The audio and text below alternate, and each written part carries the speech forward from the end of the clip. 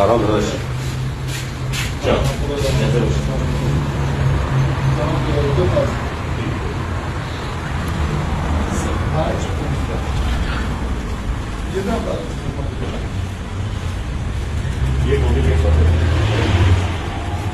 اینجا چالوس برق قطع شده.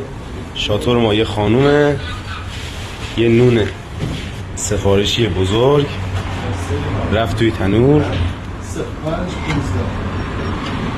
دوستان این پیش پیشتی میبینید چون برق قطع شد مجبوریم تنور با پیش پیشتی بشه. به